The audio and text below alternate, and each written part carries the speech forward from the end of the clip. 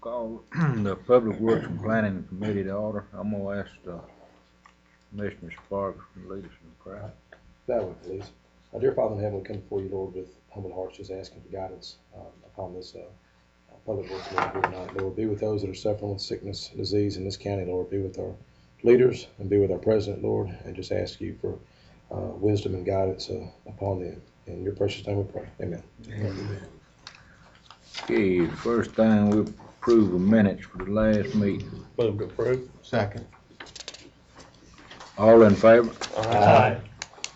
Okay, first up, building codes.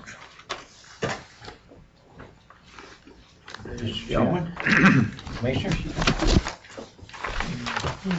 Building Codes Department report for September.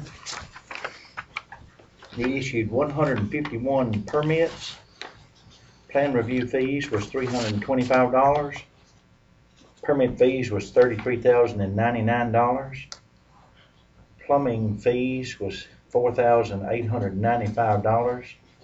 Gas permits was $695 for a total of $39,014. On the back of the report, we have our totals for the year. 303 single-family dwellings since January. 1,590 total building permits have been issued since January. Our September totals, 32 single-family dwellings compared to 43 last September. On the next report, we have our property maintenance inspections. We have a total of 290 inspections on property maintenance, 28 BZA cases or conditional use permits, and 117 signs for a total of 145. Our new cases called in September was 65, and our closed cases was 110. And on the next page, have the development tax collection. By the Building Codes Department, the collection was $66,000. By the Planning Department for lots was $13,500. Total $79,500. And our cumulative total for the fiscal year, July through September, was $329,250. And that's my report, Mr. Chairman. Anybody got any questions on the report? David, August being so high, what kind of feedback did you get from people on why that coming so good like it did? I think in August our single families increased. We had a lot of activity. The stock market kind of got a little bit better, and everybody got a little bit more confidence in getting some structures on the ground. They did have a lot of existing houses in the past months sale, so I think they were just anticipating getting some house permits, where they could get them dried in. Yes, sir. Before winter time sets in, so it'd fall back down a little bit in September there.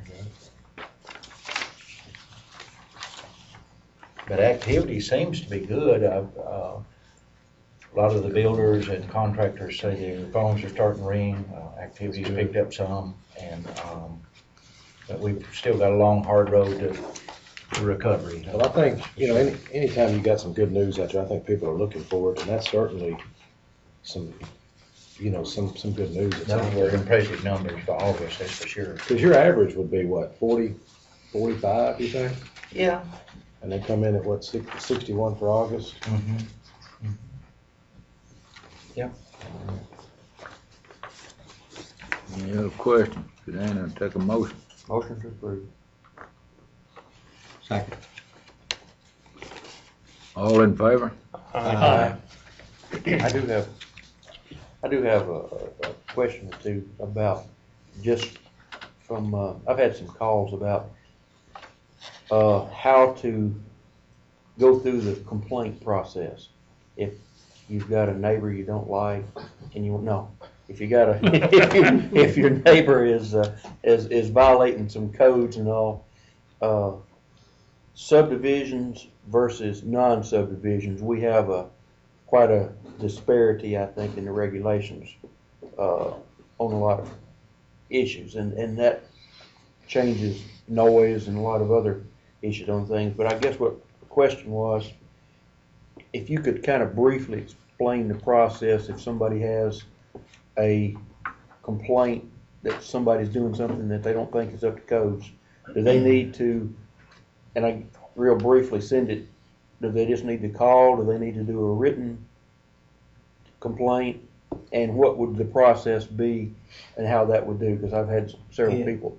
If it's the ladies up front, the permit officers, usually take in most of the calls initially, and they will sort it out to whether it's a building code problem or zoning issue problem. Sometimes we have to send them up to the planning department, and sometimes it's a complaint on a neighbor, like you say, whatever, and then that will be sent to our zoning enforcement officers. Ms. Joanne Criswell is the zoning official, and she would take that call and look up the information, whether it's a subdivision or whether it's a lot, an individual lot, and then assign it to a officer. Officer would go out and investigate it to make sure that it's a violation before we would do a legal letter.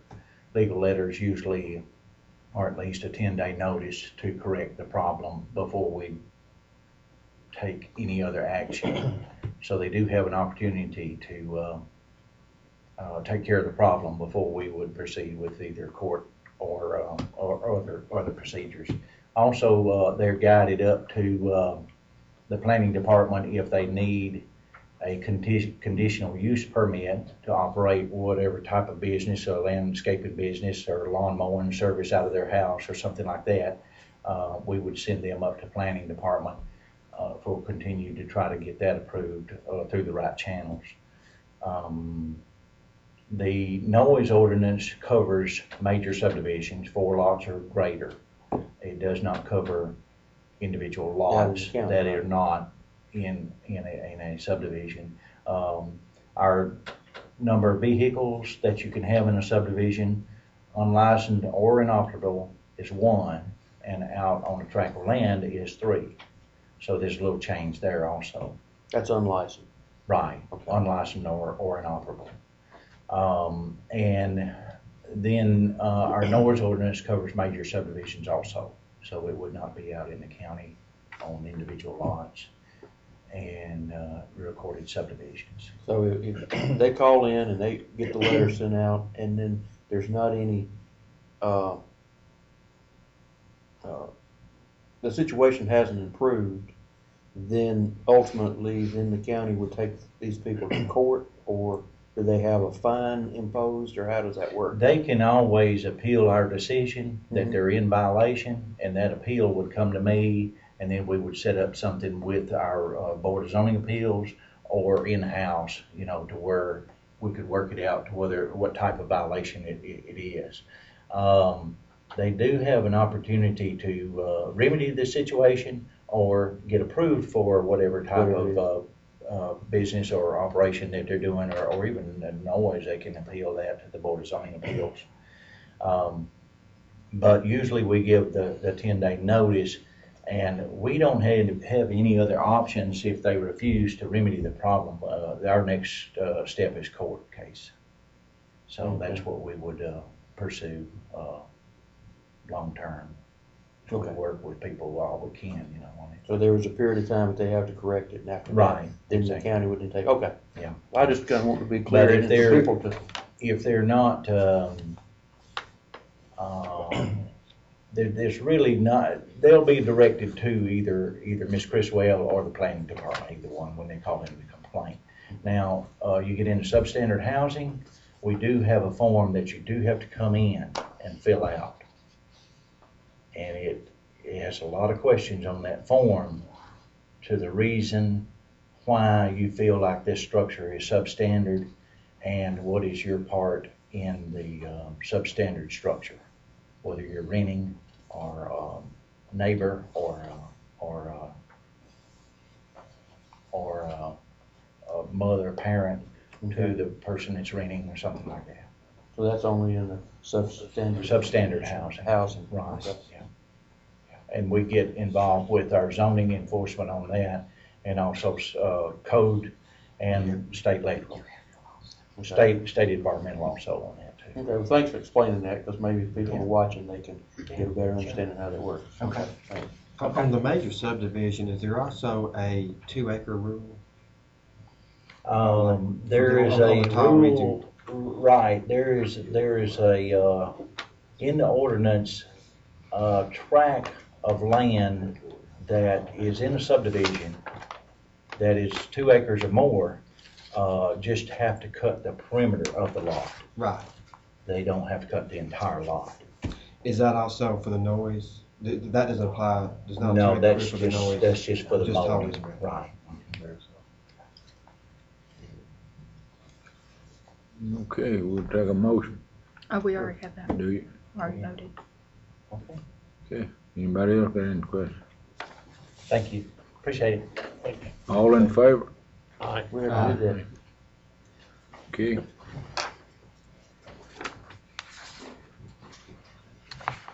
Planning. That's long. Mr. Chairman, members of the committee, passed out our subdivision lot inventory prior to the meeting. You'll see the updated numbers that we have there. We have, last month on our list, we had 27 building permits that are reflected on this list. One new subdivision, as you can see, the James Place subdivision was added to this list with 7 lots. Other than that, we had no other newly approved major subdivisions than what you see on this list. Where is it? I'm sorry? Where is James Place? It's off of 231 going North Lebanon Road. Ernest Johns, we're right to the, it's an extension of that. Yeah. As you can see, the total number of recorded lots, this is on the 3rd page, is 3,284, with a total number of building permits issued at 1,657, which gives us a total available lots of 1,627. And you'll see that's a little bit of a decrease from this time last year, 1,654, about 27 lots. So the inventory is pretty much static, but it has gone down just a little bit. So if there's no questions on that, I have kind of a light report for you today. We only have one rezoning application. This is for a piece of property at 768 Baker Road. This property was, a portion of it anyway, was rezoned in 1990, about 2 3/4 acres of a little over a 5-acre tract, was rezoned to services to allow the establishment of a daycare center. The daycare center was never constructed, and the property does remain a single-family residence. Since the commercial zone really serves no purpose at this point, the applicant's just asking to rezone that commercial portion back to R15. So there's no conditional use permit with this particular application. This property was also the subject of a Board of Zoning Appeal conditional use permit application for a second dwelling unit on the property. Actually, the applicant was proposing to use a single wide mobile home. However, the Board of Zoning Appeals did deny that application. So the applicant is at this point, in the order of the property, is kind of exploring what her options may be. That really, just for your information, that really has no bearing into the rezoning of the property. That was just so you knew what was going on with that. That's the only rezoning case we have on that. So I'll be happy to answer any questions. And the Planning Commission, did recommend in favor of this by a vote of 10-4 and 0 against. Doug, why was she denied? She couldn't. Well, I think the board felt that the establishment of a single-wide mobile home on the property was going to create an undue adverse effect to the surrounding property owners in that area, and there was quite a bit of opposition against that, not necessarily for a second home, but for a single-wide structure. So I think was the primary. Legally, I'm sorry. they can deny that. Yeah, that's one of the conditions. I mean, if they feel it's not going to. But if it was a modular on a foundation. If it was if it's a double wide, Okay. of course now we have different standards now for second dwellings and accessory dwelling units. this still wouldn't have fallen into that category. They still would have had to gone to the Board of Zoning Appeals. But if they were looking to do a stick-built structure, that, you know, they're, depending if they met the criteria, they may be able to do that. So I think that's kind of what she's exploring at this point. But as he's alluding to, rather than being stick-built, they could also have a modular home because they're considered stick-built. Double wides, technically, right. They fall into the same category as stick-built from, you know, according to state law. So, again, that would just have to meet the criteria that we have now for ADUs. If they didn't, they still may have to go to the board even with that situation. So, size and that kind of thing, depending.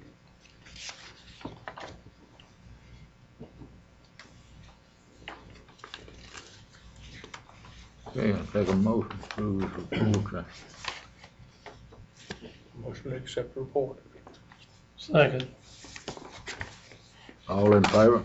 Thanks, Mr. Chairman. Just wanted to also report on a memo that was forwarded to you, and I passed out a copy prior to the meeting in regards to our contract proposal with Parks and Sprinklhoff. You'll recall that we're in the process now of working on a comprehensive plan for the county. Work is progressing very well.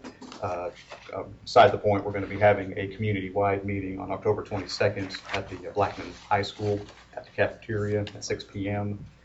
We sent some correspondence to everybody. It should have been in your boxes. I think it was delivered yesterday.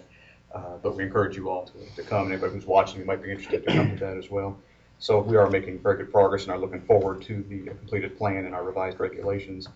But although part of the contract for what the work that they're doing for us is to do a diagnosis of our zoning, resolution, and subdivision regulations and ultimately revise those, we've identified certain aspects of the zoning that could benefit from modification now as opposed to waiting for that phase of the project.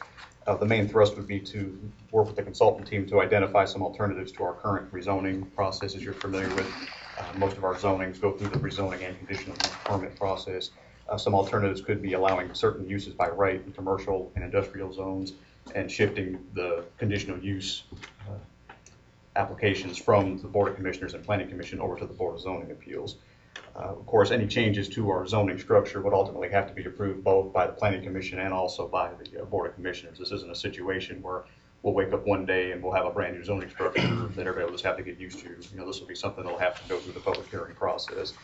And also, just so you know, we do not anticipate and are not planning any rezoning of property as part of this proposal. And also, I do want to state also that this is not intended to take the place of the zoning resolution diagnosis or any part of that. This really is just to take some of the issues that we see now and to make the ordinance a little more efficient to administer in the interim between now and when the regulations are ultimately formally revised.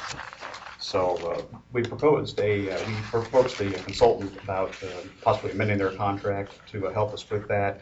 We've included a copy of their proposal. As you can see, it's about $8,675. This would be just an amendment to the contract that we have with them existing. So we do recommend proceeding with this contract amendment. The Planning Commission did consider this and did recommend approval of it as well unanimously. We're presenting this tonight, and we plan on presenting this to the full County Commission next week. So if you have any questions, I'll be happy to answer them at this time. Once our complete revision has been done and this company is gone, what will be the process of changes after that point? Well, a lot of that's going to depend on what actually comes out of the plan and comes out of the zoning diagnosis. You know, at this point, I guess kind of what I'm envisioning is something a little more on this line where there's more uses by right in certain zones and that kind of thing. So this is kind of a step in that direction. However, ultimately, we won't know until the plan is completed and the regulations are starting to be updated consistent with that plan. So it's kind of difficult to say exactly how it's going to change, but that's kind of what we envision. No, I'm sorry, I didn't make myself clear. I'm sorry, maybe I just didn't understand you. He didn't make this. Once the revision is done. You're talking the entire revision? Yes, Okay. and someone brings up an issue that needs to be addressed, missed something, or we think it may need to be tweaked another way. Okay. Like Yeah, we have yeah. been doing, and we've normally just made these changes. Someone in-house does Yes. Yes. all the homework, do due diligence and everything, and we figure out that this is the best way to go, and we do a zoning change. Okay. Why would we not do it now instead of paying these people almost $9,000? I mean, if our people, have found these issues, and they are issues, why don't we go ahead and address it like we have in the past and how we will in the future? I understand what you're saying. I think the primary reason we asked the consultant to look into this is because, of course, as staff, we handle some of the amendments well, really all the amendments have come through, like the accessory dwelling unit revisions that you saw. One of the reasons I think that we're asking the consultant to do this is, first of all, their experience in working on these type of matters. We're not so much looking at changing an aspect of our ordinance as far as we're dealing with like landscaping, which we're working on right now, or the accessory dwelling units, which came through you a month or so ago. We're looking at really more of a fundamental change in the zoning, which affects more than just one section. We're looking at multiple sections. I'm not saying we couldn't handle that. I think we could. But since the consultant's already on board and is looking to do this type of work anyway, this really gives them an opportunity to work on that. As well, a concern that I have is we don't want to do anything on our end, changing the fundamental makeup of our zoning resolution, if you will, that would be detrimental to the long-range viability of the project. So knowing that they're working on that, they're not going to try to do anything that's not going to really tie into what they're trying to do into the future overall. So that's kind of why we approach the consultant about doing this type of change, which is the same reason we don't ask them to do things like the landscaping that you'll see coming up here in the next couple of months, or the accessory dwelling unit. Those kind of things I don't think will have a major impact overall, but something like changing the whole structure of the zoning is a lot more complex and time consuming, and they're in a better position right now to handle that than we are. But in the future, we will be doing it. Yes. Ourselves. Yeah, and actually, right, it just so happened that we already had them on board. We thought, hey, this plays into what you're already working on. It's a little outside the scope of the project. Is this something you could do? Is this something that you could help us with? Now, in the future, like you said, after this is all said and done and they're out of the picture, the project's done, we have our new regulations.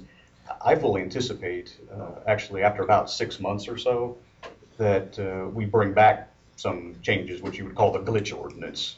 Things that we thought looked good and worked well, but in practice, well, maybe this needs to change a little bit. We'll handle that. This isn't something we're just going to automatically call the consultant and say, hey, we need another contract to change some of these things. That becomes our document at that point, and that'll be business as usual, like the way you see it now.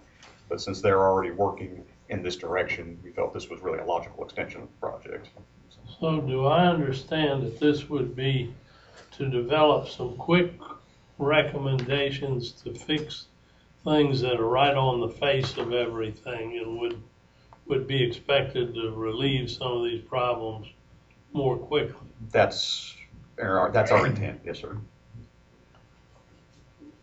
Okay, and then they would go ahead and incorporate that when they come up with their final recommendation. I would think so. Again, it's difficult to say until the plan is done what's ultimately going to come out of that.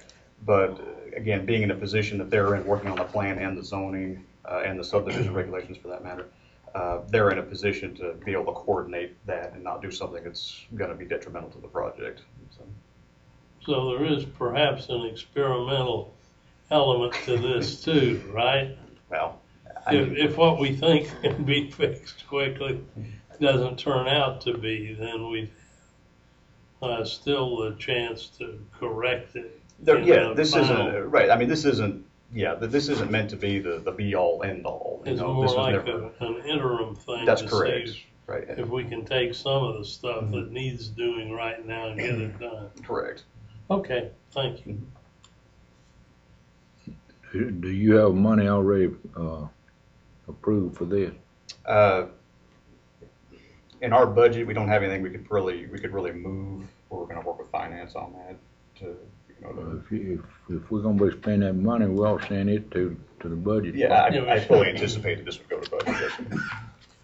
What was the total bid from that parcel? It was $249,350, I think. it was 249 and change. I don't remember. I think 350 were the last thing. When they give their proposal, I'm just not trying to play devil's advocate, but when they give their proposal, do they not build in for situations like this where you may have some Well, zoning this wasn't, amendments and yeah, so when we forth? sent out the original scope of the contract, the scope of services that we were wanting, this wasn't part of that.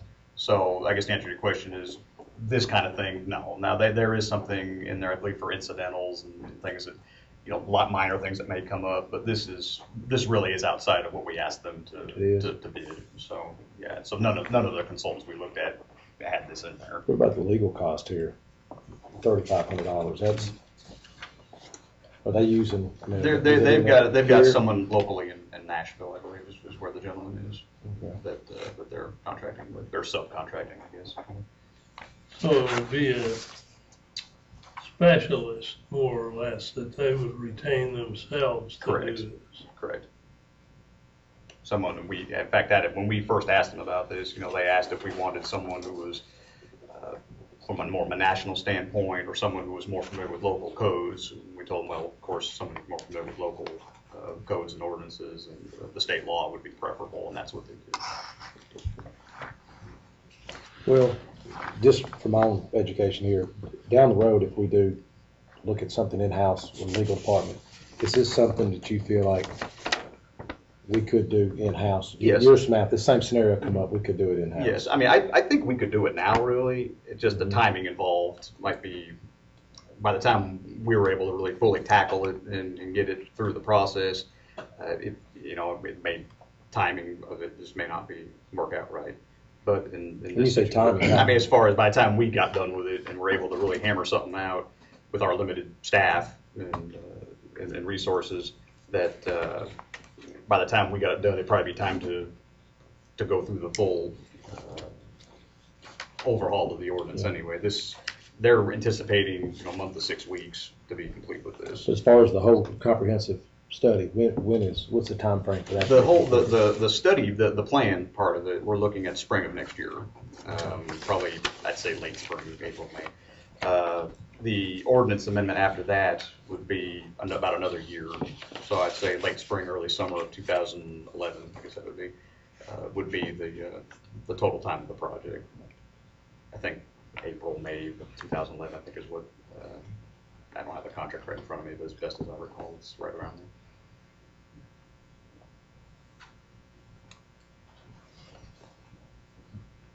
You know what you gotta do? That's all I have. Sir. Take a motion then to approve all his reports and on that last item, I think he's gonna go through the budget process myself. Where they're gonna get the money from. So we'll do it all together or separate the No, last? you're just talking about the last one. We've already Right. approved the reports. We're just Okay. talking about this contract amendment. Yeah, and again, I fully anticipate this having to go to budget. So. I'll move that we send it to budget, Mr. Chairman. Second. You roll call on that. Okay. Well, maybe I'm confused, but I felt like when we hired this company Roll call. that this was basically what they were gonna do. They were gonna find the problems that we had and present a way to fix them. Mm-hmm. And that's what we're paying them to do here in this amendment of the contract. Right. Now, if they're already doing it, they're already doing this, I don't see that we would need the amendment. They would just move this section down to today, working on it today, and have it fixed today, instead of waiting until they got to it in a month or two. They would just change their priorities. I mean, they wouldn't just be going A, B, C, D. They may drop down to F and then come back up. I think, right, and I understand what you're saying, but I guess kind of how I'm thinking about it is maybe they are going to do it, and they're still going to do that.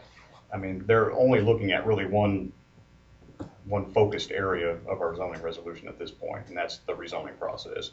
there's still all the other sections and everything that they're gonna go through when they get to that zoning diagnosis. But right now, all we've asked them to do is concentrate on one part.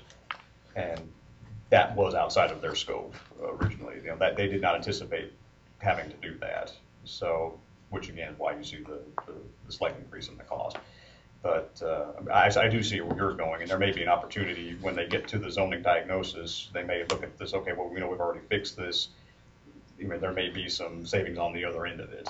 I mean, I don't know, that's a good question. But what they're doing now, I'll just say, I know we did not ask for them or any of the consultants who submitted a proposal to do. This was something that, you know, in light of some of the events that have happened over the last several months, really kind of brought it to our attention, and more so than it already was. And so, you know, after speaking, of course, with the mayor about it, just asking his opinion, we decided to approach the consultant about it, just to say, hey, is this something that you could do?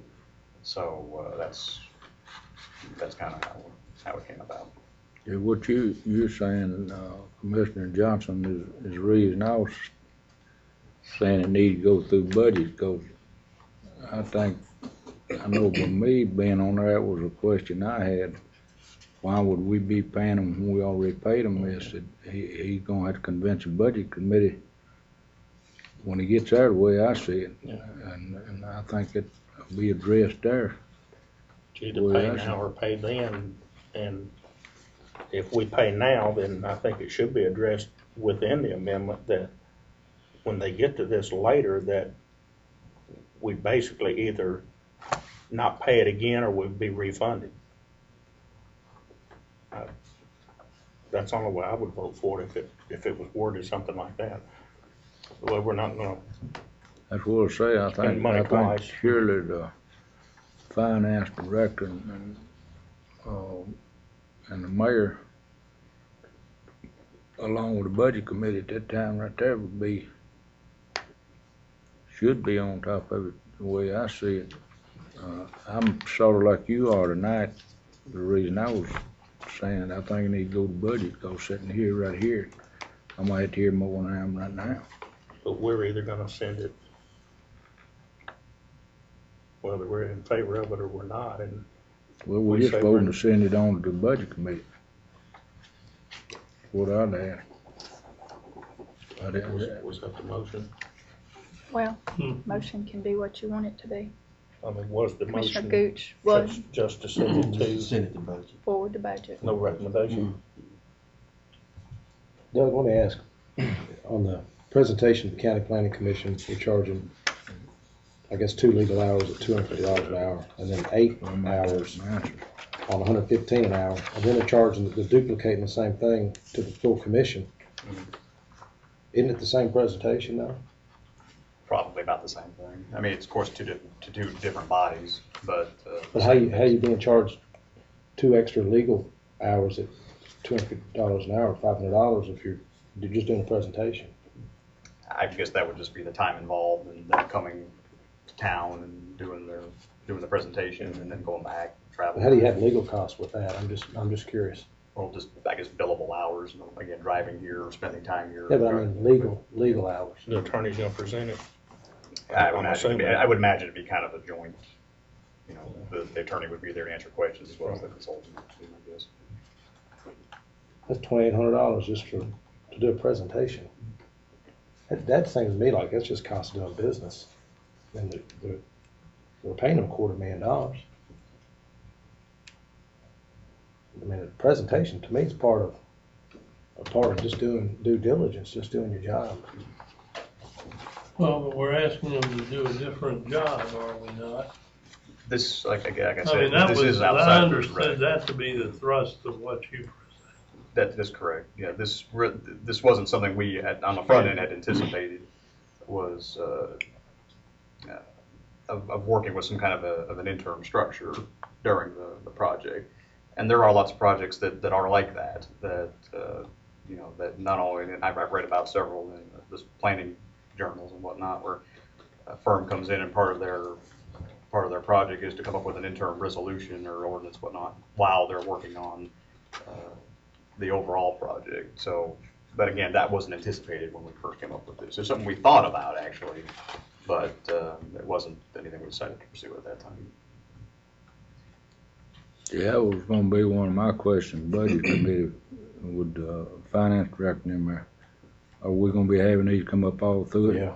I thought we hired them to do a job now, you know. Yeah, and I understand what he's saying there, but I mean, I will say, let me just make sure everyone understands, this isn't something that they came to us with and said, hey, we think you need to do this so we can get some more money out. This is something that we approached them with. So I guess to answer your question, Mr. Jernigan, I don't anticipate seeing these kind of things coming up throughout the project. No, but, sir. but what you are asking them to do, Mhm. if before you got through with the process, would some point in that time, would you ask them to do this? Would it, before they got plumb through with it? As part of the overall process, part of the proposal and part of their contract is to totally revise our regulations, yes. See, that's what I say, the way I see it, all we're doing is moving this up. It already should be part of theirs anyway, but they ain't got to that point yet, the way I see it, what all else they're working on. Mhm. And y'all want to move it up. Well, we're just adding, yes, in a sense we are. We're asking them to move this part of it, I guess, up to deal with some issues that we Yeah, see. I understand what but, you're saying, but And I understand what you're saying, I guess it's just how we look at it. Well, in the past, we've been instructed by budget many times they've asked us not to send them something without a recommendation. In other words, it's our job to get it pretty much right and then send it to them. And then tonight, we're just gonna send it to them and let them figure it out. And we've been asked by them many times to change our way of working and for us to do our job first. if you don't, Well, if but you, how are you going to know how much, where they're gonna get the money, or whether they're gonna have to say, we don't have it right now? Well, the point of contention is not where we're gonna get the money. The point of contention is, Well, why are we gonna do this when we already have them doing the job to start with? well, that's your way of defining it, but I would suggest just simply that if we're going to consider things like this, particularly this proposal, we need to know before we really pass on it whether the money's there anyway. It's a fundamental.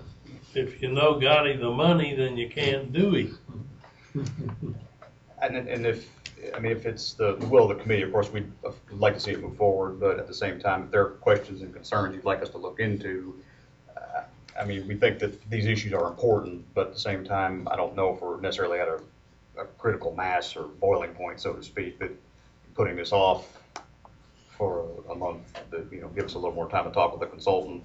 Well, can you get the statement from the money people in the meantime without a formal motion, resolution going to them as to whether we can or can't do this in terms of our overall budget? And where the money's going to come from is up to them, not to us. Right, I could, yeah, I don't. Well, at least Nolan can kind of give you some advice on where it could go. Right, and that's, that I don't have an issue with that. I think I can do that. That was the only issue, but I'm hearing, there's several other questions here that may need to be addressed before moving this forward. If you're not comfortable with it, then, obviously I don't want to just try to bring it on through for the sake of doing that. I'd rather have all the issues resolved and. well, Benny, you brought that up, man, in your statement there. Was the committee think back about then that we would just withdraw our motion and let him go back and get all the answers and have it next month? That's what I was leading to. There's no hurry, right? The issues are there, they're not going anywhere. But at the same time, I don't know if, like I said, we've approached a critical mass point. And you said we can do some of this in-house or we can't? Well, I think we could. It would just be a matter of how much time would it take to do it. But we're not in a hurry. You said when, spring of next year? Well, that's when the process would start for the new. Now, of course, getting new regulations on board, that's just when late spring next year is when we'll start really digging into the resolution and the subdivision regulations, making the proposed changes and whatnot. And then, of course, those will have to go through the zoning process as far as, amending the resolution. That won't change any, all that. That'll still have to go through the normal procedure. That won't change, of course. But no, with the questions that we received tonight, I can sit down and talk with the consultant and say, these are the concerns that they have.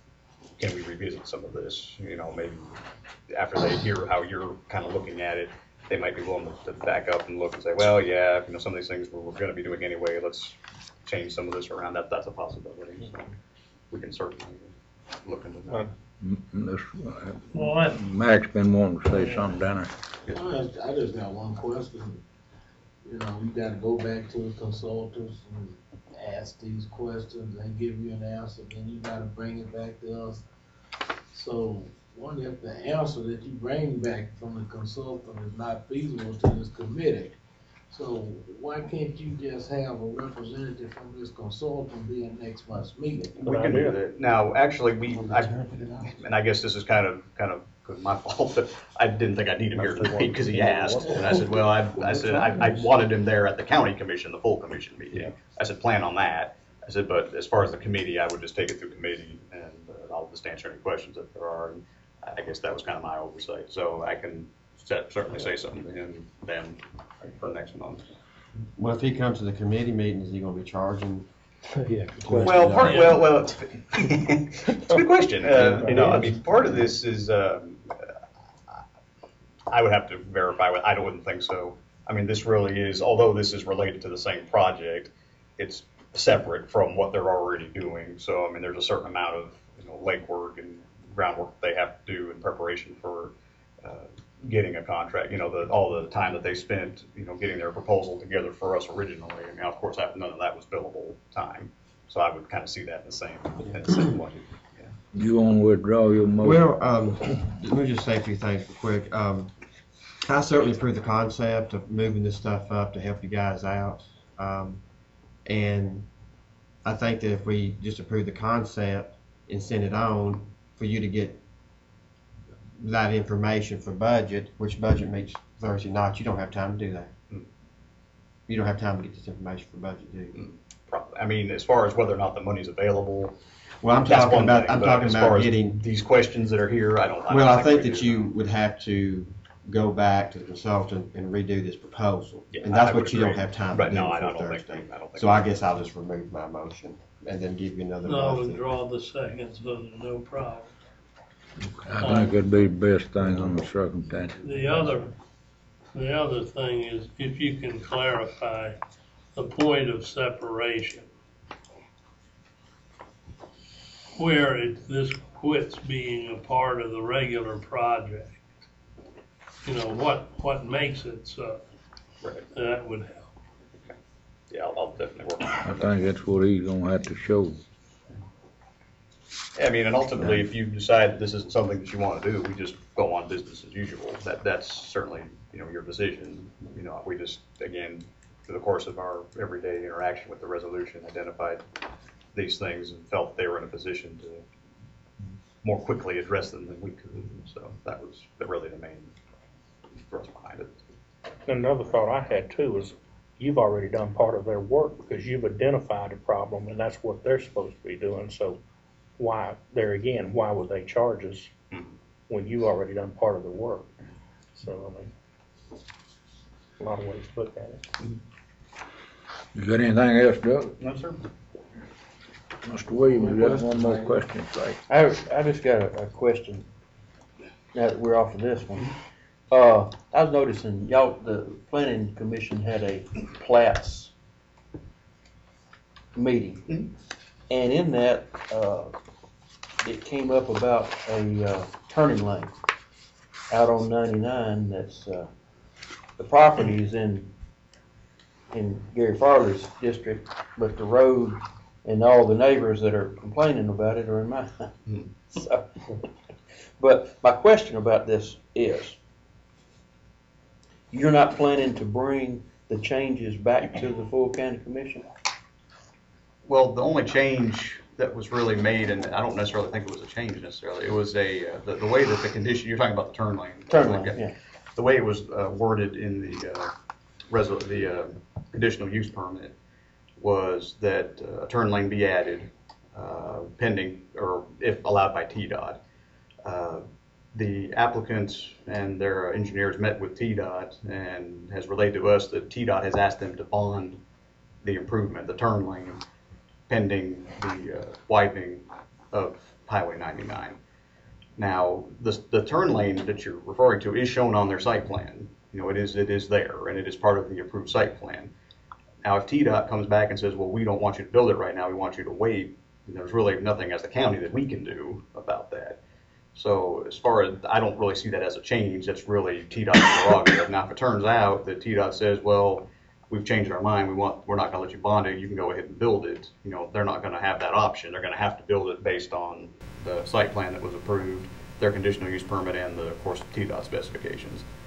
So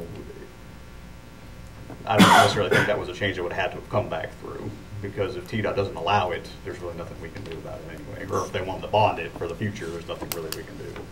Okay, well, I mean, I've got several concerns about that. Number one, we just opened the middle school down there, and they tried to get TDOT to let them bond that and not do the extension of the turning lane, and TDOT wouldn't do it because I'm on health and ed, and the reason was because they said there were no plans in the near future, 5 to 8 years out, to do any widening of anything of that road, and that they felt that it was absolutely necessary to have a turning lane there. So I sort of questioned the wisdom of 200 yards away, them all of a sudden saying that a turning lane is not necessary. Have we gotten a letter? We have not at this point. Now, when we did the site plan review, and I did the comments for that, part of my comments was they needed to provide us with documentation from TDOT telling us that that is what they wanted. They wanted this bonded, and that the reasons basically why they wanted it bonded. You know, basically that's what the letter said, documentation from TDOT. If we don't get that documentation, they're going to have to build the turn lane, as far as I'm concerned. So what was presented to you was from the developer and not from TDOT? They did not have anything at that point that said TDOT actually said. I mean, they just told us this. We met with TDOT, and they said that at the meeting. We met with TDOT, and they met with us prior to that. And we said, if that's what they want, fine, but we want documentation to that. Now, before they pull a building permit, I mean, we're going to want to see that, and they have not come to that point yet where they're ready to pull a building permit at our Okay, office. so they'll have to do it on that, because, Yes. I mean, if they don't have a road plan out there for, I mean, it's not even in the works, is it, Joe Frank, that widen 99, because y'all get notification on that 2, 3, 4 years out. But if a car stops to turn into this market, it will back traffic up all the way to the city limits, because the 2 lanes are coming, and there's no way that a car can turn through there. So, well, I mean, I share your concerns, Commissioner. Okay. And again, if they don't provide us documentation, their then they site have to plan go shows ahead, that they have to go ahead and right. This and build was a never, in my mind anyway, an attempt for them just to say, we're just going to say we're going to bond it, and you know, the Planning Commission will never follow up on it. No, we want the documentation that says TDOT, this is what they say, this is what they want, and we have that copy of that letter in our file before any permits are issued. Well, I mean, I think it shouldn't be that TDOT says that it's okay with them if they bond it, but that TDOT insists that they not build it now, because we just went through that same thing 200 yards further down, and TDOT wouldn't let the county postpone that for the very opposite reasons. And I know that the developer was pushing real hard not to put the turning lane in, so it just seems sort of something worth looking at from my perspective on that. I do agree, but and I'll assure you we'll look into that, and if they don't provide us the documentation we're wanting, then they have to yeah, it's already have it done before right, it's approved on their site plan. Okay. So if you want to see the plan, I'll show it. They show it on the plan. No, it just as long as we get letters and that. Yeah, absolutely. We want the documentation. That was in our staff comments when we first reviewed the site plan. Well, I'm just concerned the way it came through that they were kind of tiptoeing around the issue. But yeah, as it was presented to us, as it presented to us from the developer and their engineer, it was TDOT asked, TDOT wanted them to bond it and not build it right now. I mean, for anybody that goes through that school zone in the mornings, I mean, it's just a nightmare. It takes a long time to get through that. Well, yeah, I drive 99 through Riverdale traffic, dropping my daughter off at school, so I understand. When we have 2 lanes in them, you just 5 can't minutes get for me to through. get Okay. through that in the morning. Already. Thank you. Thank We you. go down Broad every day, though. Okay, Bevel landfill and the convenience center is next. Good evening, gentlemen. How are you?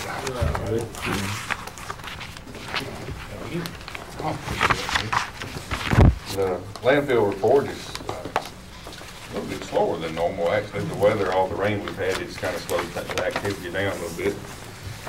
Our revenue income is down, plus our tonnage is down just a little bit, but it's still higher than what it was before the tornado. And the next page back is a copy of the check. I put that in there for your benefit. One of the questions was asked, is it not easy to determine commercial from residential? This person kept coming in saying residential, finally charged him, and that was the check. And you can clearly see that check is a residential check. And then the third copy of that one, is from one of the convenience centers, and it's where we track the tires that come through the convenience center, and that's just one of the 3 that accepts convenience centers. And if you'll see the underlined ones, that's individuals that's been in multiple times in that one center. Those underlined totals 140 tires coming from 7 individuals. And that convenience center took in 435 tires since March. I was on the waste tire task force last week, which we'll meet again here in a few weeks. The state's looking at revamping our tire grant system and things like that. So there's going to be a lot of things coming through about tires in the future.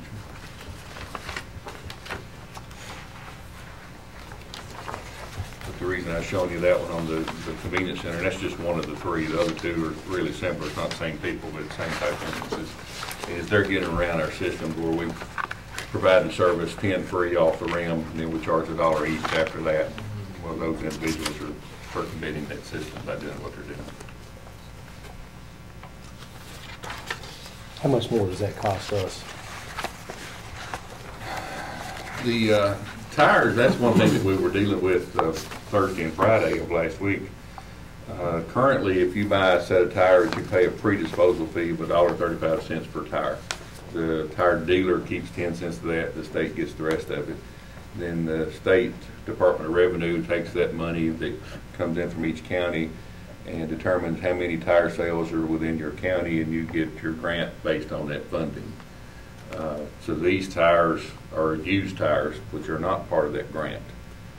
So anything over and above that, we have to pay. On a car tire, right now it's running between $50 and $60 a ton for recycling fees. And on a larger tire, like the SUV type tires, between $55 and $65 a ton. Of course, the big truck tires are a whole lot more than that. So one of the things that you may see coming in the future is one of the ideas that we came up with and we passed to go toward for legislation is to not collect $1.35 at all. And in lieu of that, would go through the renewal process of your license for your car and add a fee every year to that license. And then The state would? well, what we've proposed to the state is that money would be collected at the county level and stay at the county level. What happens now is if you're a tire dealer and you sell your tires, and then you have to report your revenue, what you owe to the state every quarter. Mm-hmm. Well, so we're running way behind on getting those tires in. So if we take your tires today, you haven't paid your taxes to the state yet. Well, it shows that you're delinquent. When we go in for our rebate, if you haven't paid, we don't get reimbursed. Yeah. And then the downside to what the state is doing is you pay on time, you pay at the end of the quarter, we've already sent that money in and it's already been denied. And we really have to fight really, really hard to go back and resubmit and recollect. So what the that committee set up last week was, I think it was 19 individuals. It was county mayors, solid waste directors, and then we had a lot of the what they call the stakeholders, which is tire dealers, tire manufacturers, recyclers, Walmart, Goodyear, Bridgestone. There's a lot of people involved in that trying to fix the situation. And the idea we came up with is if we keep the money at the local level, then, and it's on the tag renewal, then that tire's paid for. The other downfall to what's happening now is a used tire is not covered under this. So we have to pay to get rid of that anyway. So if you do it off the tag renewal, all of them are covered. The only thing you actually miss there is tractor trailer, the actual trailer tire. Because when you buy a trailer tag, that's just a one-time lifetime tag. So that's a different issue to address. Our tire grant program now is running a little over $180,000 a year. Is it $55 a ton to haul them? No, $55 to $65 a ton for the processing, plus it's $1.60 a mile for the transportation. What the contract that we have currently is $65 a ton is what we pay when we ship out a trailer. I guess what I'm getting at is if you impose too much of a fee or too much of a burden, these folks are going to find a place to dispose of these tires, you know, rather than come out there. Right. And that's what we addressed in that meeting last week. If we can do the revenue from the renewal on tags, at first it was $4 a tag, $4 a year. The number we came up with was closer to $2, because people don't buy a new set of tires every year. You know, some people don't. Some people drive enough that to do. Most of the average car, about every 3 years buys tires. So there would be enough money to fund it to where those tires won't matter. They're funded. And then the other thing that, you know, they're covering the new and the used tires. So there's enough money in the fund within the county to fund the tire. So, and what we're trying to avoid from the solid waste directors and the county mayors is right now, if you come in with 11 tires, we'll take 10 of them for free and charge you that $1. If we can get this legislation passed, it won't matter. It's already paid for. So you just bring them to us and we'll take care of them. The guys you're seeing bringing those excess tires like that, I mean, they're just used tire dealers, obviously. Or could be, and it could be, there's a lot of old farmland out there that's got some tires that's been there for years. And it could be to where they're just slowly taking care of those and doing the right thing with them, which we're glad they are. But in our system, the way we're set up, anything over 10 per year should be $1 a tire, which is cheap. That's not really enough to cover it, but it helps some.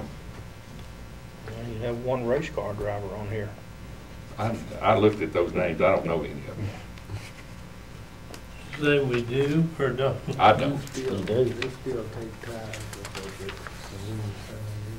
You have several that are Yeah, this is all. in there 8 to 10 times. That's, one guy doesn't, he's not sure where he lives. He's got the same house number, but different streets. Well, y'all trying to address the tire issue, sounds like me. Yes, sir. For the Waste Tire Task Force, we should get some information back toward the end of the month. What the state did, and I really appreciated what they did, there's 22 counties in the state of Tennessee that represent 70% of the waste tires. So they got representatives from those counties plus industry representatives anywhere from the manufacturer all the way to the recycler together. And TDEC's response was, let's go in and fix this problem. If it's something that takes just to tweak it, let's tweak it. If it's to scrap the program and start all over, let's go that route, whatever it's going to take. So they're taking all of our suggestions that we had last week. By the end of this month, we should know what they're going to try to present, and then they'll pull us back together for another meeting to where we can, as a group, and it's going to take everybody as a group, all the counties, the mayors, the solid waste directors, the everybody is involved to go through and push the legislation through. On is we know it's a problem, we're trying to correct it. Yes. And what they're trying to do is correct it. What we're trying to do is correct it in a manner to where there is absolutely no reason to throw that tire anywhere except where it goes. Okay.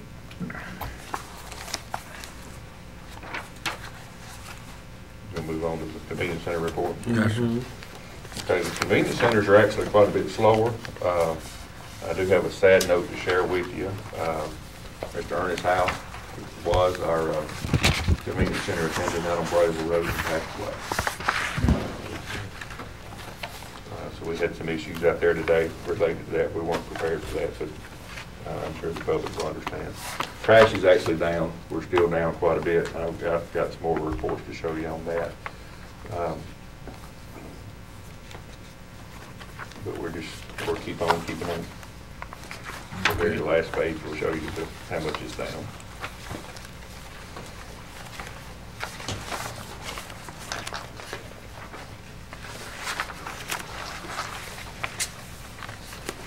If you'll go to this series of handouts, Convenience Center Activity, and what we discussed last month, and the mayor and I talked about it the day afterward, and he said he was going to be out of town, so he gave me some homework to do to keep me out of trouble. And it's taken several days to compile this information. But what I want you to look at is, if you'll take the first 3 sheets and spread them out, the top sheet is Convenience Center Activity from September 1 of 05 to August 31 of 06. And that shows you each of the locations, how many compactor hauls, how many open tops, total number of hauls, total tons. And then out beside that, what we did was took the total hauls versus the actual dollars spent 3 years ago. Divided that by the hauls to give us how much it costs per haul. And then from 05 to 06 is $173.69 per load. So we took that number, put back into each convenience center, and it shows you what each convenience center's location cost that year. So we spent $1,704,000 hauling convenience centers 3 years ago. If you look at the next page, that's same time period last year. So it's a 3-year span. We spent less money. We spent $1,639,000. The loads actually cost us a little bit more. The loads were $186.90 per load. But if you also look, the number of loads is down and the tonnage is down. We hauled 470 fewer tons. And then if you look at the third page of that, the one that's got the red numbers on it, that compares those 2 sheets.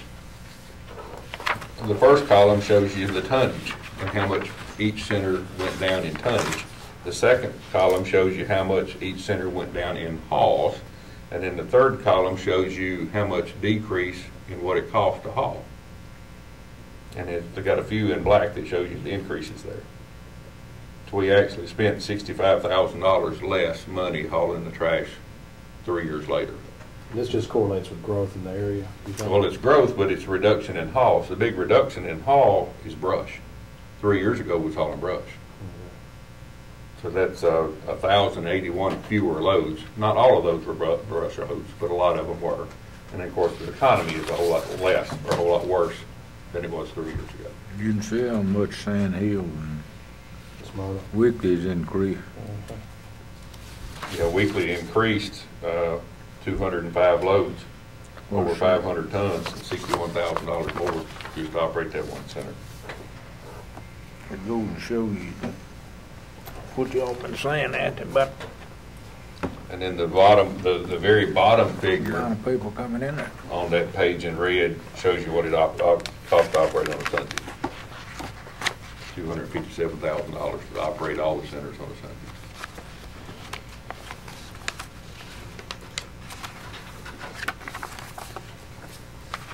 We increased the weekly lane almost what we decreased in all the other ones. Yes, sir. Yes, sir. Now, your next page is recycling activity. The top section of that page shows all the 14 convenience centers, how many loads of recycled material was generated out of each center. We did the same thing on how much it cost to haul a load based on the dollars spent. So how much each of those sites cost us to recycle there. And then to the left, to the right of that is the revenue, how much the recycled commodity generated, which that number is a whole lot less than it was 3 years ago because the commodity market has really gone down. And to the far right shows you the percentage of revenue based on the cost. So on the top section, it shows you your convenience centers. On the bottom section, it shows you the unmanned sites. So it shows you how really, really efficient those unmanned sites are. What I've been saying all the time. In some of the pictures you got right there in front of you, Mr. Spark. Yeah. Those pictures came from Sam's Monday, and that's just the loaded junk that we got out of the recycled containers, and we do that on a daily basis. But how much manpower that's all inmate labor though too, isn't it? Well, it's one full-time person, and then a county vehicle, and then 2 inmates. Is that, who's the Freddie? Freddie doing it? Freddie. You got 2 inmates, haven't you, man? Yes, sir. Now, what Freddie does, Freddie is the only employee in the recycle budget, so he does the electronic collections on Tuesdays and Saturdays. The other 3 days of the week, he takes care of that, and he's still doing some mowing until mowing season's over. And then on his 2 off days, normally I take care of that. I don't send him out like I he see them does. doing the tires a lot too, don't they? We use inmate labor to help assist with hauling the tires. And hauling those tires out of the 3 convenience centers is an all-day job. Kid. And then the last page on that is just, since I did it on everything else, I did it on the landfill. If you look at the landfill, in the numbers, that's July of last year versus down toward June. Of course, we had the tornado in February. Also, we made a rule change to where we charge anything over a ton. So you can see on the brush where that decreased a whole lot. The revenue collected, and we couldn't take it out 100%, so these numbers aren't 100% accurate. We took in close to $600,000 at the landfill yet last year. We were budgeted to take in $100,000. If you look on the right side of that page, that shows what we billed the city of Murfreesboro and Rutherford County. So that if you take their tornado damage out, we're still around $370,000 billed out through the landfill. And most of that, as you can tell, came after February, after the storms.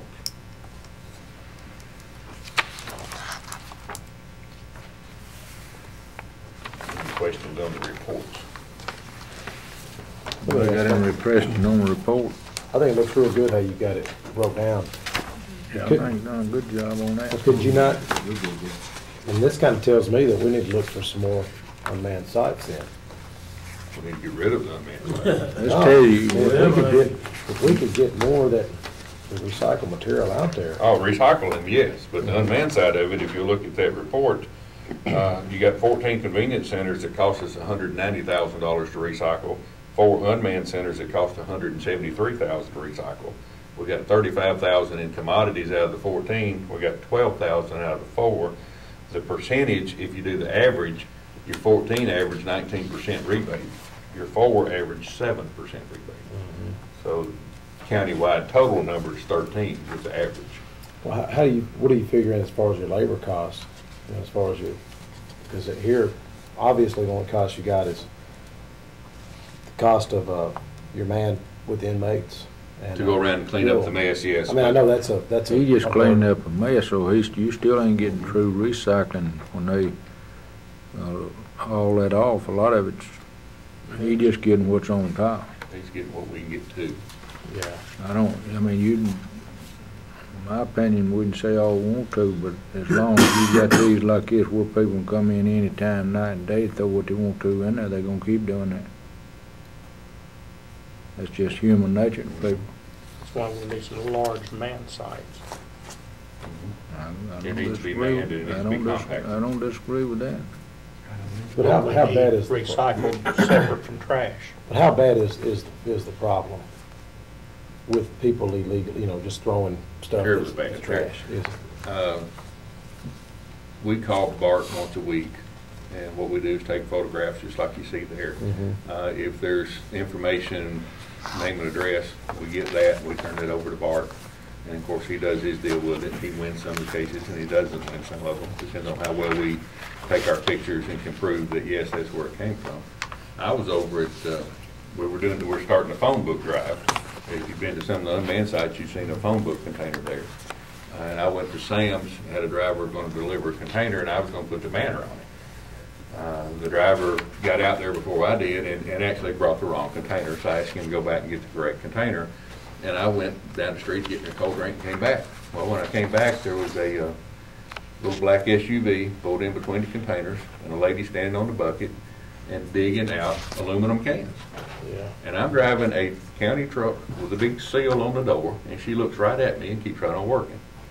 So I called the police, and they came out there, and they wound up just writing her a ticket because it's not anything else that they could really do about it. But she literally loaded that SUV while I was sitting there with cans. You know, so we have that issue as well. So the unmanned things is something we need to really address sometime in the future. Well, let's go back to that check you presented us here, that gigantic amount of, what was it, $6? $6. Did you say that turned out not to be good? No, the check was good. No, his check was good. No, that's not what I'm saying. I don't want to malign anybody. Our scale operator asked me one day, he said, this guy comes in with an ag tag, so he's a farmer, and he's bringing in all this brush. And I said, what kind of ag tags you got? He said, it just says agriculture on the back. And I said, I have one of those, and I'm not a farmer. So the ag tag, what that actually is, more or less a vanity tag, and the extra dollars you spend goes to the FFA. So he had my scale operator convinced that he was the farmer and that was coming from the farm. When I told him that's not the case, he told the guy he's going to charge him $6 for that load he brought in that day. And that check shows you that he's not residential. It was a business check that he wrote. Mm-hmm. Yeah. And well, that's the hard part about trying to determine who's who. You know, so the rule change that we made back in February, I guess, to where anything over a ton, and we do the same thing like I showed you on the tires, we do that at the landfill. When you come in, if Mr. Gooch comes in for the first time and he's got, 300 pounds of brush or debris or whatever, we take his name and his address and we put it in a spreadsheet. And as he comes in, we keep adding it in. Once he gets to his ton, his next load he starts paying. Now, if you bring in way more than a ton on your first load, you're paying. Well, how long is that, over a year? Or? Yes, a year. That's worked out pretty good. Well, that's the only alternative that we came up with other than charging everybody. And y'all were really opposed to charging everybody for everything. So this is the next closest fix. That's a good thing. And it's worked real well. I mean, we've had some complaints, and I'm sure y'all have had some phone calls on it. yeah, as but well. you have the benefit of an objective standard there to justify. Right. Like this one cleanup at Sam's Club they made, is this for the month? This is for the week? That's one day. One day. That's November the 5th. You go over one morning, you'll see. Surely this is for one day. Yeah. Oh, yeah, one day. Yeah, one day. I can't believe that. Every day? Well, you're going to have to book. Not every day, Huh? but that's one day. Now, at Sam's can't be- it location, can't it's be probably this 3 bad. days a week. Well, Commissioner, you were over there a couple of weeks ago, and saw him doing more than that. Yeah. I've been by there several times just to. And we can't, could we post signs?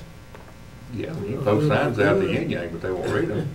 There's a sign said right there that says, if the container's full, take it to a different location and don't put it on the ground. He spent all morning, this morning, picking up cardboard off the ground because the container got full overnight. And of course, it rained all night last night, so that was a big mess. If it's full, they just keep throwing it. And one day I was over there, there was probably another container full on the ground. What about a big sign that says "Smile, you're on camera"? I'm not sure that would slow them down. It probably might help. Well, I mean, I've got a bunch of friends of mine that can go out in the middle of the woods and take pictures of deer and wild turkeys on one of these things that they set up. When something walks by, it takes a picture. Right. But from my understanding, Sam didn't want that done. They've got a surveillance camera in that area, but they don't want to turn it to where it would help us.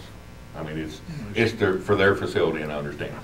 So they don't want to turn it to where they can see. And you've asked them? Yeah. I'm just saying a sign. Yeah. I'd like, this sign is for you, I don't know if we've put anything up on their property unless we told them.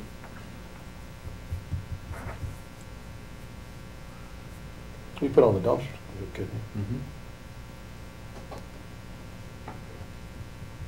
we? Well, if you do it now, everybody that's watching is gonna know that you're not on camera.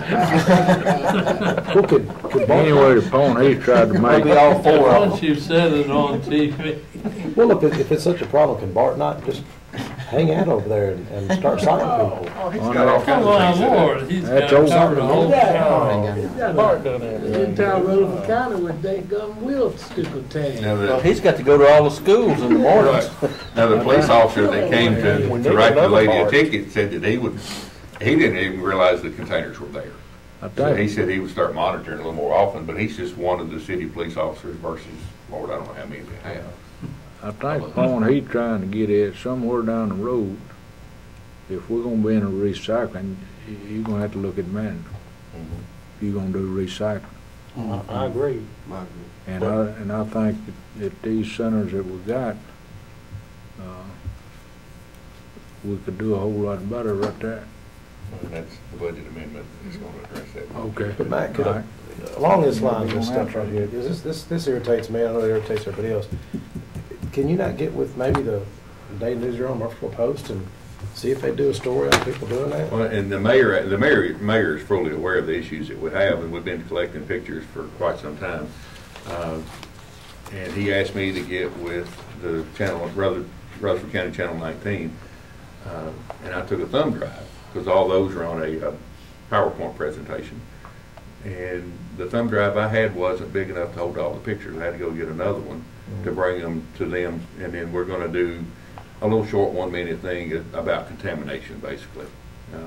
Well, I think what you can get the public to start, if they see people dumping leaves and stuff that shouldn't be there, they may call, and then you got the public perception out there that can help alleviate the problem. Okay. But the problem with unmanned sites is, it's very convenient for Commissioner Johnson to go to Sam's at midnight and recycle correctly. It's just as convenient for you to go and trash it. Yeah. So the unmanned situation is what we're trying to work through. And then I've got a way to work toward that here once we finish this. All right, I need a motion in, approve these reports before we go to the next. So moved. Okay, second. All in favor? Aye. Okay. All right, the next thing you see here is a budget amendment. And the reason we're bringing this forward is through the ARRA funding stimulus grant. The county applied for a grant. Looks like we're going to get it. So we're going to get roughly $110,000. And then we're going to add some money that we already had with it to buy recycled containers. With this money, if I've got it calculated right, it's going to be $154,000 to buy the containers, and we will equip every convenience center with the exception of Rockville, Leanna, and Craner Road with every commodity. When we brought it forward several months ago that I was looking at trying to close down these unmanned sites, I was going to take those containers and move into these centers to do just this, and we weren't going to be able to do them all, but we were going to use those containers for this. So with this grant money, we'll be able to do what we were going to do with closing those sites with those containers.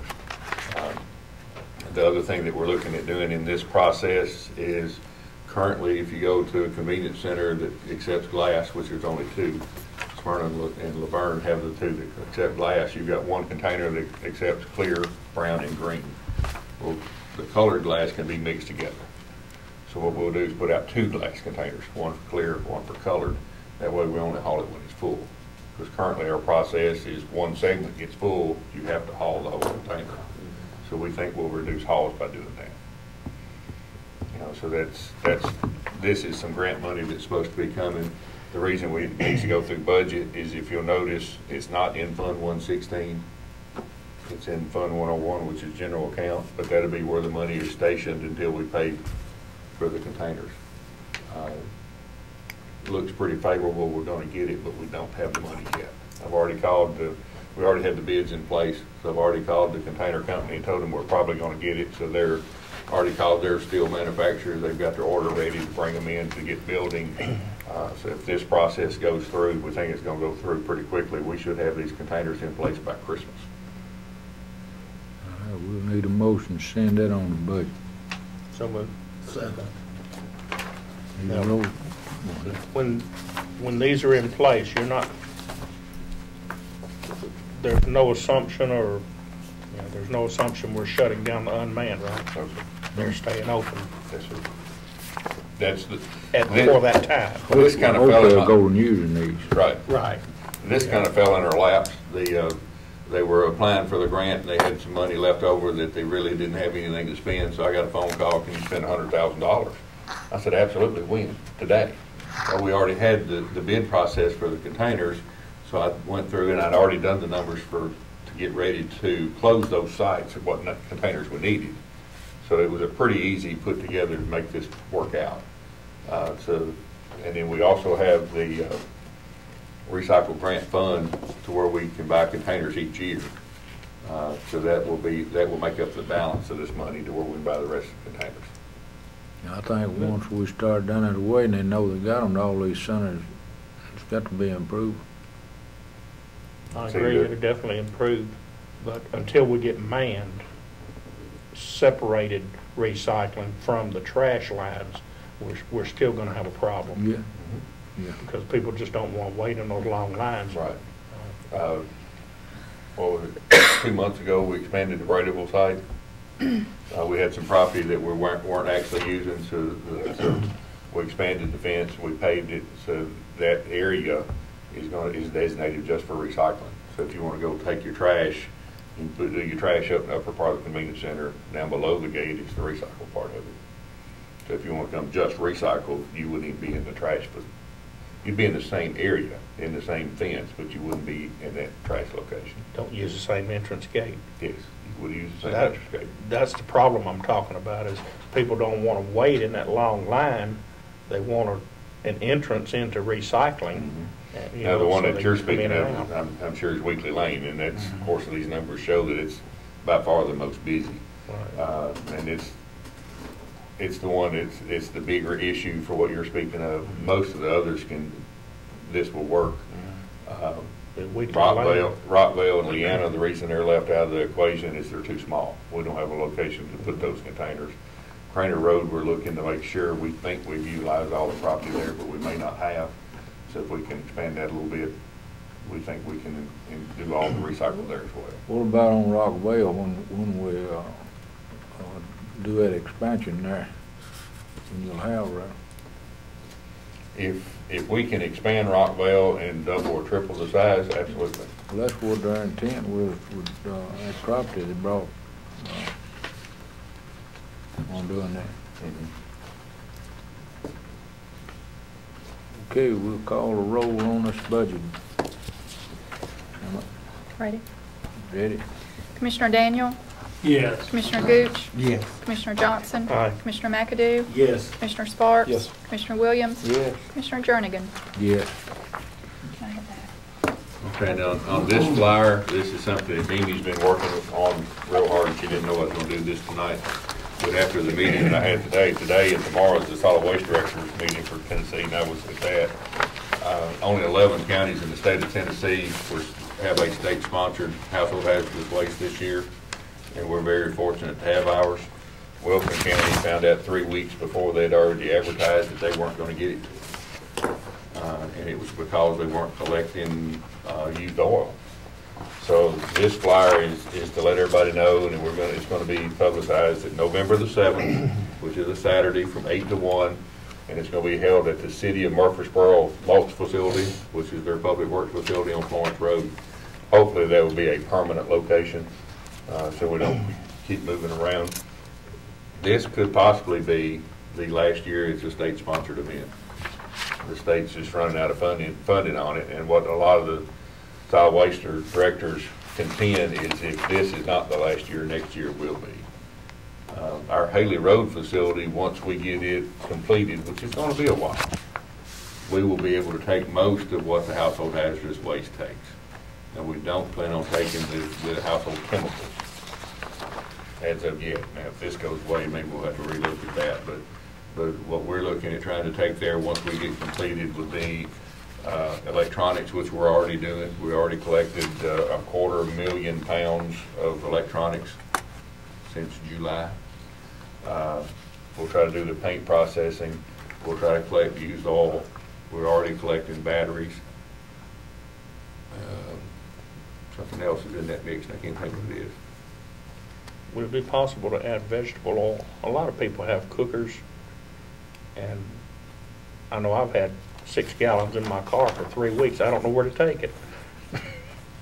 Is there a place we can take it now? And I was Because they're not surprised it's on this list not to accept it. Right. There's a lot of people that's been trying to use the vegetable oil to make biodiesel out of it. Yeah. So I'd say if we could find someone that does that, and we can provide them with oil. But I don't know of anybody personally. Is there a possibility we could add that to our collection site? If we can find a home for it, yes. Because I believe there are companies that actually buy it when they, or at least come and pick it up for free. Right. And furnish the container, I think.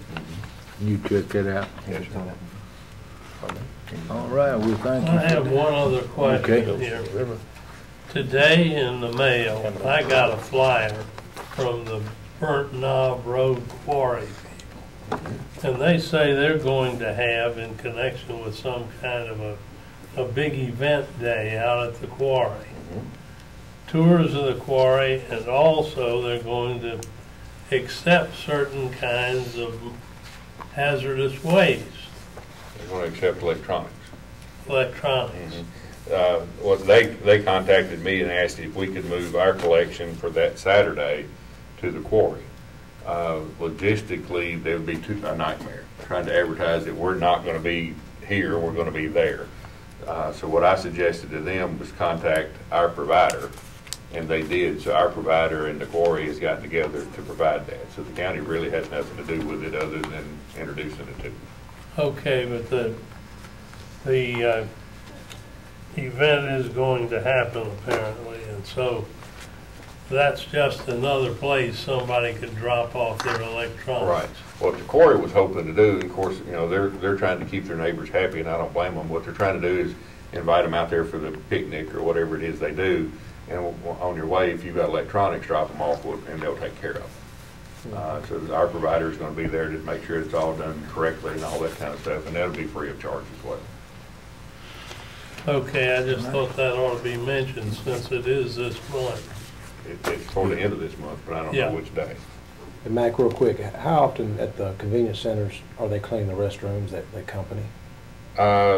During the summer months, which ended last month, twice a month. Twice a month, okay. And then through the winter months, we're going to do it once a month. Okay.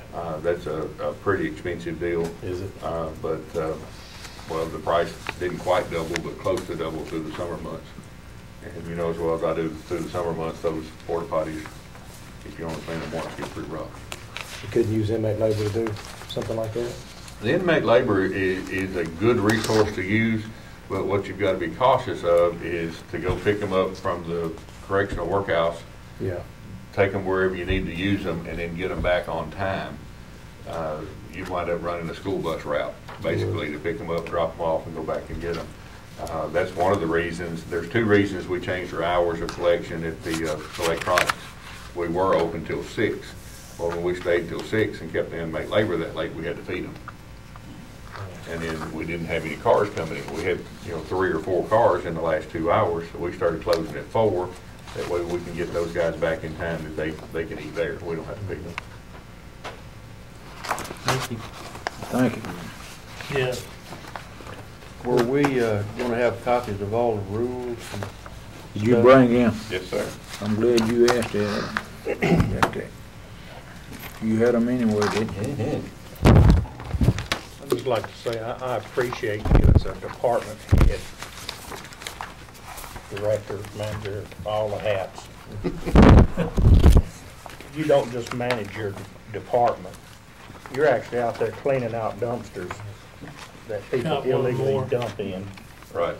Oh, here we go. What I should, Mr. McAdoo, did you get one? Yes. what I suggest on these, being he's brought these, that we take these with us and look at them, and if there's any changes or something that we want to suggest, we could bring them back to the next meeting. That way there we got time to look them over and then talk about them at that time right there. And the landfill director, if he,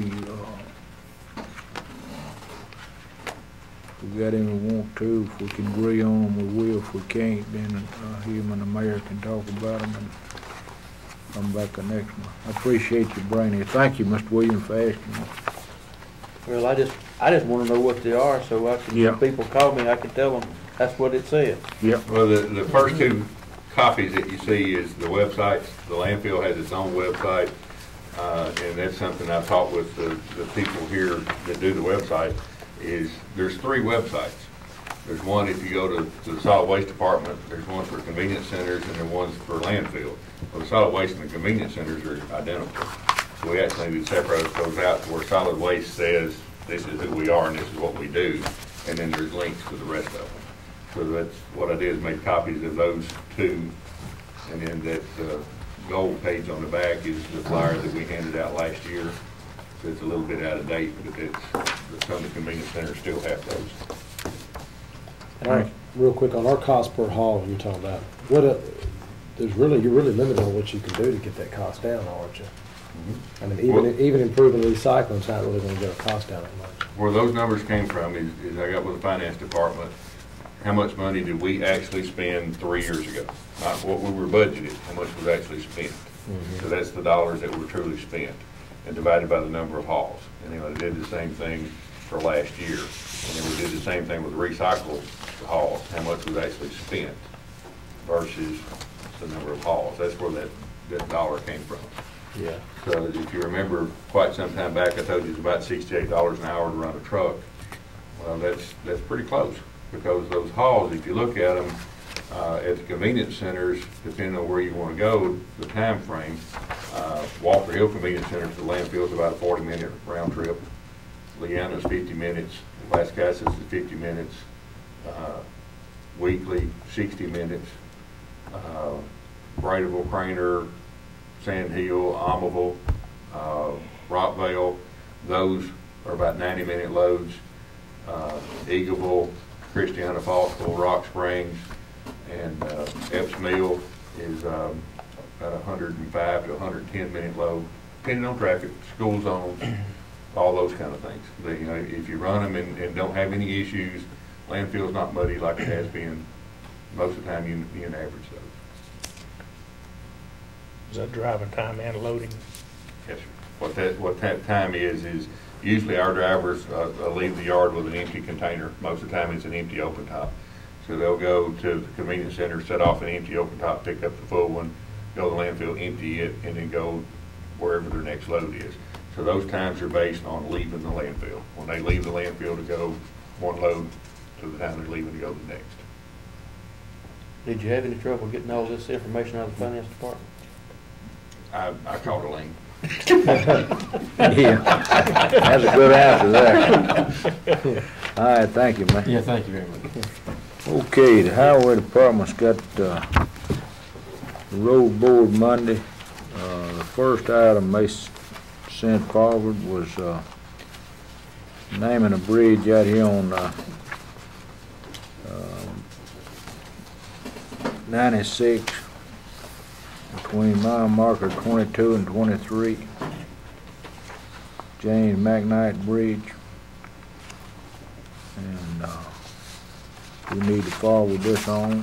That there's a letter on the back about this gentleman. And,